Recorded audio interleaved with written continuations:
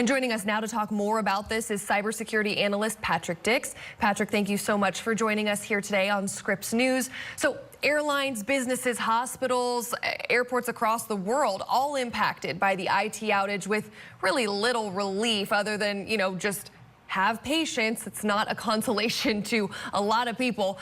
One big question that I had after seeing all of this and just the chaos that really unfolded from a software update that went wrong, how were all of these industries crippled by something as simple as a software update? Should there be a fail-safe measure or a backup so something like this wouldn't happen?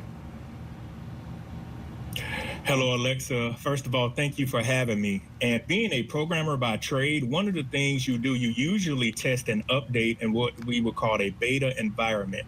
And this shows that CrowdStrike, the company, it has over 300 Fortune 500 companies that are relying just on that one service. This also shows we have no contingency plan. In the world of technology, there should be a contingency plan, or we call that a fail-safe, to where if something goes incorrect, you can always switch back over to something else to keep the process moving forward. And CrowdStrike's purpose is to protect businesses from cyber attacks. But does this outage concern you that our cybersecurity companies are maybe more vulnerable to failure than people think they are? Yes, it greatly concerns me. First of all, again, it shows there's no redundancy. Number two, it shows how our infrastructure needs to be updated. And number three, it shows that we're relying on one company to provide cybersecurity measures for many industries, when that type of responsibility should be shared amongst several companies. That way, if something goes wrong, it can always have redundancy. There can be redundancy, and those other companies can keep the process going along while the other companies are trying to get rebooted up and get back on the cycle. And is a moment like this, when there's kind of chaos everywhere and people are trying to get back to some semblance of normalcy, is this a moment where hackers and cyber attackers can take advantage and further cripple our systems? Absolutely. The previous reporter was mentioning that the phishing attempts, see, what people wanted to get their computers back online, and companies wanted to get their computers back online. The first email you see from CrowdStrike, you'll say, okay, click on this link to take you to this to reboot, to bring it back up. So you're going to have your thieves out there. You're going to have your hackers. You're going to have several people that are doing phishing attempts. They're trying to get into networks. And I can guarantee you, some months from now, many of these hackers are going to get into these networks, and then we're going to see breaches from this incident that just happened yesterday. And does this raise red flags that, CrowdStrike really is not the only answer for companies? Do you think companies are going to use this as, maybe a jumping off point to get another company in, as a backup platform? What is kind of the path forward for companies who were impacted by this and say, we do not want this to happen again?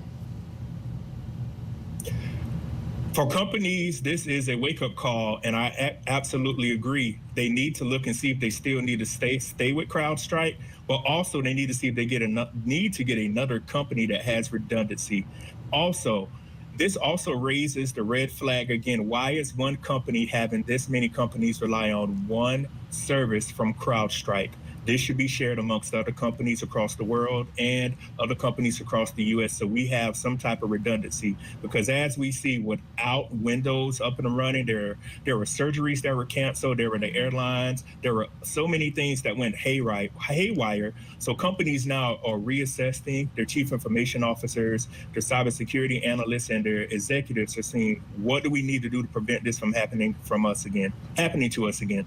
Yeah, and we've already seen an impact. CrowdStrike stock took quite a dive yesterday. I think the big question on people's minds who are, sleeping overnight in the airport and trying to get their healthcare, their banking back online, how long is it going to take to get everything working again without disruption? Well, it depends on how fast they can bring up the systems. What I want your viewers and listeners to understand, some of these systems have not been down for years. And the misconception is people think you can just repower a system and it'll just go right back up as it was. You have to gradually bring things back online to make sure during each phase of the process of rebooting, things are working. That way, if something doesn't work, you can go back to the previous step to ensure that the whole process will run consistently and the systems can be brought online.